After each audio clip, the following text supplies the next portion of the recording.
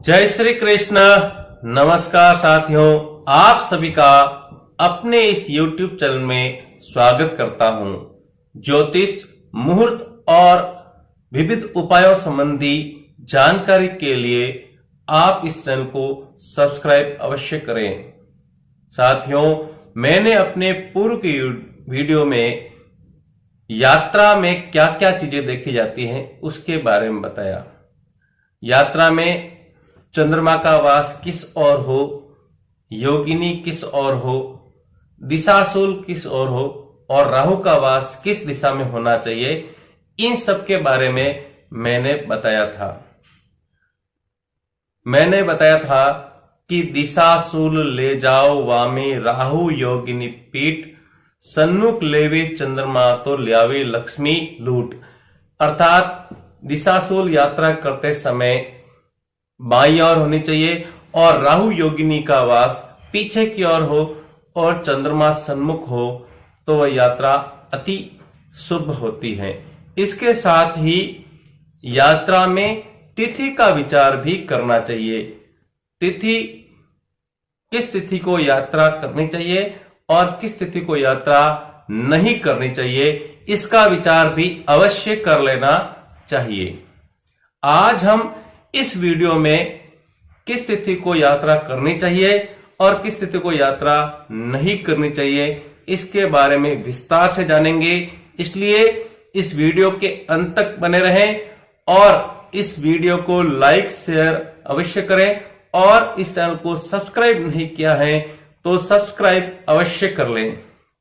साथियों, प्रति महीने में, हिंदू महीने में 2 पक्ष होते हैं, कृष्ण पक्ष और शुक्ल पक्ष। यहां हम जो बात करेंगे कि किन तिथियों को यात्रा करनी चाहिए, उसमें कृष्ण पक्ष और शुक्ल पक्ष का भी ध्यान रखें। जहां मैं बताता हूं कि हमें जो प्रतिपदा मतलब एकम जो पहली तिथि होती है, यात्रा में केवल कृष्ण पक्ष की प्रतिपदा का ही विचार करना चाहिए। शुक्ल पक्ष की प्रतिपदा की यात्रा त्याज्य है। अर्थात प्रतिपदा को छोड़कर बाकी जो तिथियां हैं उनका दोनों पक्षों में विचार करें कि दोनों पक्षों के लिए कहा जा रहा है। यहां पर हम बात करेंगे कि किस तिथि को किस प्रकार यात्रा करें। महीने के आरंभ की जो कृष्ण पक्ष की प्रतिपदा है वो श्रेष्ठ है। अब द्वितीया, दोनों पक्षों की द्वितीया में यात्रा करने से कार्य सिद्ध होते हैं। दोनों पक्षों की तृतीया में यात्रा करने से आरोग्य की प्राप्ति होती है। दोनों पक्षों की चतुर्थी में यात्रा कलह कराने वाली होती है, इसलिए इस दिन यात्रा का त्याग करना चाहिए। दोनों पक्षों की पंचमी को यात्रा करना लक्ष्मीप्रद यानी धनदायक होता है।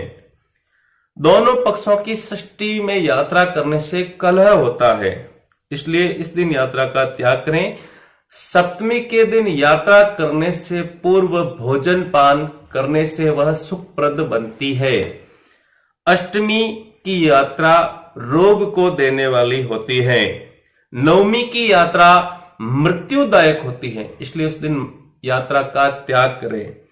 साथ ही दशमी की यात्रा बहुत लाभदायक होती है और एकादशी की स्वर्णप्रद यानी सोना प्रदान करने वाली होती है और द्वादशी को यदि यात्रा करे तो प्राणों का संदेह रहता है, इसलिए इस दिन जहां तक हो सके यात्रा का त्याग करें।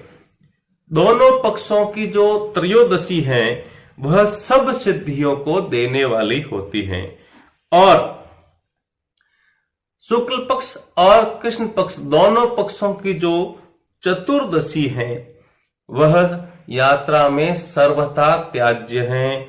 इसके साथ ही पूर्णमासी और अमावस्या को भी यात्रा नहीं करनी चाहिए। जिस दिन तिथि सय होती हो यानी 2 तिथियां साथ में हो और महीने का अंत यानी पूर्णिमा और अमावस्या को महाशांत होता है और ग्रहण, इन तीनों दिनों में यात्रा सर्वथा त्याज्य है।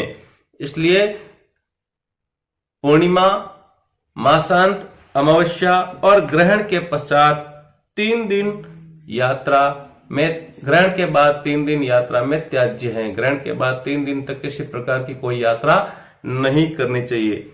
साथियों, आपको ये वीडियो कैसा लगा कमेंट बॉक्स में अवश्य लिखें और इस वीडियो को लाइक और शेयर करें, और चैनल को सब्सक्राइब नहीं किया है तो सब्सक्राइब अवश्य करें। जय श्री कृष्ण।